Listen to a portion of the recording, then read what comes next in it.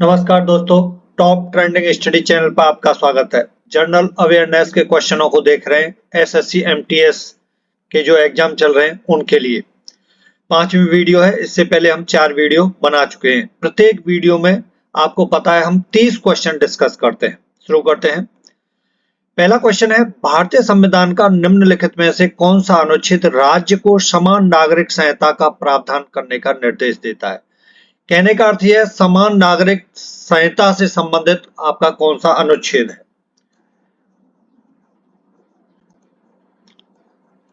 अनुच्छेद 44 article 44 B option सही है। अगला क्वेश्चन है, भारतीय संविधान में मौलिक कर्तव्य पहली बार कब शामिल किए गए थे। भारतीय संविधान में मौलिक कर्तव्य पहली बार कब शामिल किए गए थे। बहुत इंपॉर्टेंट है। पहला क्वेश्चन भी बहुत इंपॉर्टेंट था, ये भी बहुत इंपॉर्टेंट है, बहुत आता है एग्जाम में। तो कब किए गए थे? 1976 में, 1976 में 42वें संविधान संशोधन में मौलिक कर्तव्यों को जोड़ा गया था। भाग 4 में भाग 4 में 51A जोड़ा गया था। ठीक है, 51A। संविधान संशोधन 42वां संविधान संशोधन आपसे पूछ लिया जाता है कि कब हुआ था, तो 1976 में हुआ था। मौलिक कर्तव्य किस संविधान संशोधन में जोड़े गए थे, तो 42वें संविधान संशोधन में। ठीक है, इतना क्लियर हो गया होगा। इंपॉर्टेंट क्वेश्चन है ये। अगला क्वेश्चन है, उत्तल दर्पण द्वारा बनने वाला प्रतिबिंब सदैव, वेरी वेरी इंपॉर्टेंट है, बहुत पूछा जाता है। इसमें कंफ्यूज हो जाते हैं बच्चे, भूल जाते हैं इसलिए क्योंकि ये आभासी और सीधा, आभासी उल्टा, वास्तविक और उल्टा, वास्तविक और सीधा, इसी में कंफ्यूज हो जाते हैं। तो उत्तल दर्पण द्वारा बनने वाला प्रतिबिंब सदैव आभासी होगा और सीधा होगा, इसका ध्यान रखना है। आभासी होगा, सीधा होगा। ए ऑप्शन सही है। अगला क्वेश्चन है, न्यूटन के गति के प्रथम नियम को डैश भी कहा जाता है, जड़त्व का नियम भी कहा जाता है। ऑप्शन सी सही हो जाएगा। इंपॉर्टेंट क्वेश्चन है। अगला क्वेश्चन है, निम्नलिखित में से कौन सा थैलोफाइटा का एक उदाहरण नहीं है। कहने का अर्थ यह है 3 थैलोफाइटा के एक उदाहरण है और एक उदाहरण नहीं है, तो वो क्या है।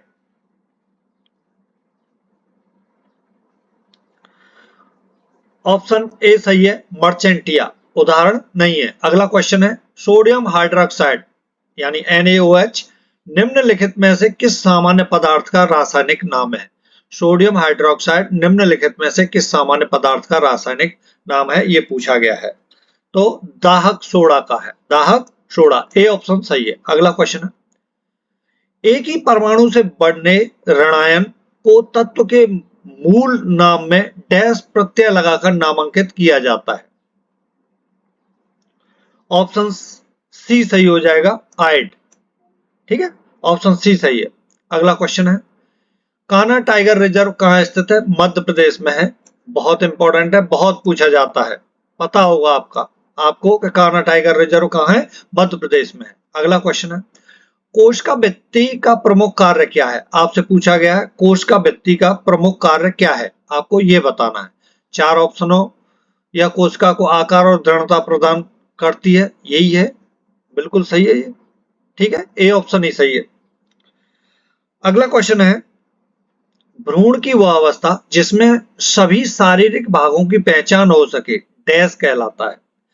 भ्रूण की वह अवस्था जिसमें सभी शारीरिक भागों की पहचान हो सके डैश कहलाता है। गर्भ। ऑप्शन सी सही है। अगला क्वेश्चन है, टमाटर में मुख्यतः कौन सा अम्ल पाया जाता है। टमाटर में मुख्यतः कौन सा अम्ल पाया जाता है। ऑक्जेलिक अम्ल। कौन सा? ऑक्जेलिक अम्ल। इंपॉर्टेंट क्वेश्चन है, पूछा जाता है एग्जाम में, बहुत आता है। सरल है लेकिन आता बहुत है। गियासुद्दीन बलबन ने डैश शिष्टाचार के एक भाग के रूप में राजा को अभिवादन के सामान्य रूपों के रूप में सिजदा और पायबोस के रीति रिवाजों की शुरुआत की।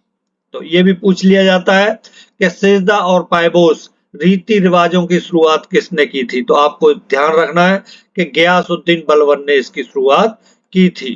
तो इसमें क्या आएगा? अदालत। जो खाली स्थान है यहां आएगा अदालत। ऑप्शन सी सही है। अगला क्वेश्चन है, विजयनगर साम्राज्य के तुलु वंश की स्थापना किसने की थी। विजयनगर साम्राज्य के तुलुप वंश की स्थापना किसने की थी, ये पूछा गया है। कृष्णदेवराय ने। विजयनगर साम्राज्य के तुलुप वंश की स्थापना कृष्णदेवराय ने की थी। अगला क्वेश्चन है, निम्नलिखित में से किस संधि पर हस्ताक्षर करके द्वितीय आंग्ल मैसूर युद्ध समाप्त हुआ था। निम्नलिखित में से किस संधि पर हस्ताक्षर करके द्वितीय आंग्ल मैसूर युद्ध समाप्त हुआ था।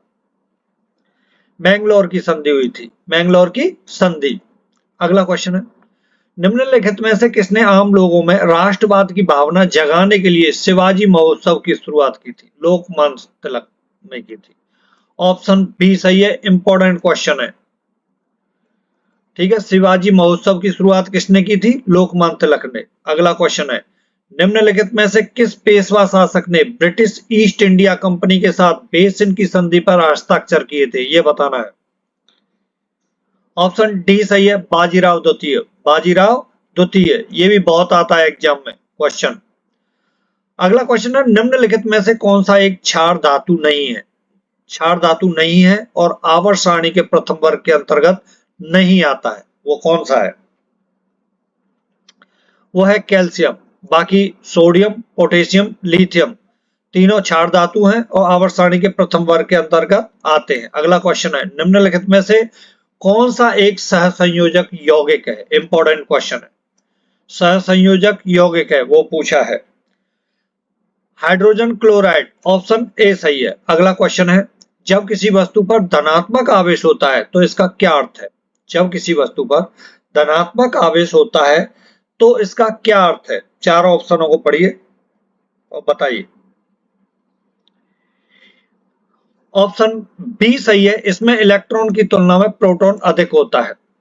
जब किसी वस्तु पर धनात्मक आवेश होता है तो इसका अर्थ क्या है, इलेक्ट्रॉन की तुलना में प्रोटॉन अधिक है उस वस्तु में। ठीक, अगला क्वेश्चन है, 2011 की जनगणना के अनुसार निम्नलिखित में से कौन सा राज्य भारत का सबसे कम शहरीकृत राज्य है। हिमाचल प्रदेश है यार, वहां कहाँ है इतने शहर, है ना, कहाँ गया। ऑप्शन सी सही है, ऑप्शन सी सही है। अगला क्वेश्चन है, भारत और चीन के बीच स्थित काराकोरम दर्रा नामक पहाड़ी दर्रा इनमें से किसके निकट स्थित है। कारगिल के है भाई, कारगिल के। ऑप्शन ए सही हो जाएगा। भारत और चीन के बीच स्थित काराकोरम दर्रा नामक पहाड़ी दर्रा इनमें से किसके निकट स्थित है, कारगिल के। इनमें से कौन सा ग्रह दक्षिणावर्त दिशा में घूमता है, बताइए। शुक्र ग्रह, ऑप्शन ए सही है। अगला क्वेश्चन है, भारत में इनमें से किस आनुवंशिक रूप से संशोधित फसल की कानूनन खेती करने की अनुमति दी गई है। बीटी कपास, ऑप्शन ए सही है। अगला क्वेश्चन है, भारतीय संविधान में निम्नलिखित में से किस शब्द का उल्लेख नहीं है। किसका उल्लेख नहीं है, संघवाद का नहीं है भैया। ऑप्शन ए सही है। बाकी धर्मनिरपेक्ष, समाजवादी, गणतंत्र तीनों का भारतीय संविधान में उल्लेख है। अगला क्वेश्चन है, भारतीय संविधान का अनुच्छेद 51A डैश से लागू हुआ था। कब से लागू हुआ था वो पूछा गया है आपसे। 3 जनवरी 1977 से लागू हो गया था। भारतीय संविधान का अनुच्छेद 51A 3 जनवरी 1977 से लागू हो गया था।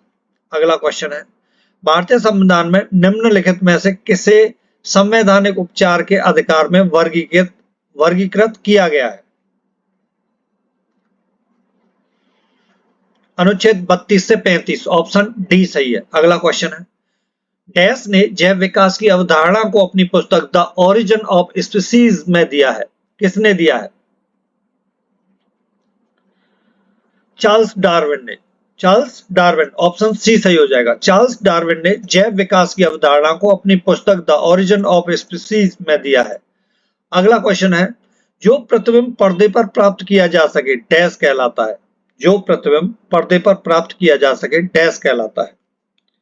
ऑप्शन ए सही है, वास्तविक प्रतिबिंब। वास्तविक प्रतिबिंब, ए ऑप्शन सही है। अगला क्वेश्चन है, किसी वस्तु की गति की मूल इकाई डैश है। किसी वस्तु की गति की मूल इकाई क्या है, मतलब गति की मूल इकाई आपसे पूछी गई है।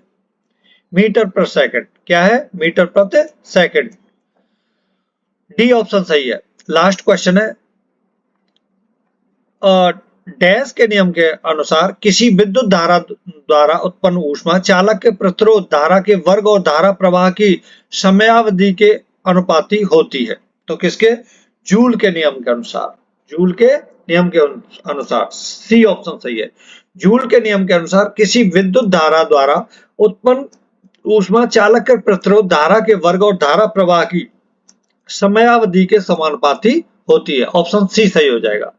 Thank you for watching this video. Namaskar.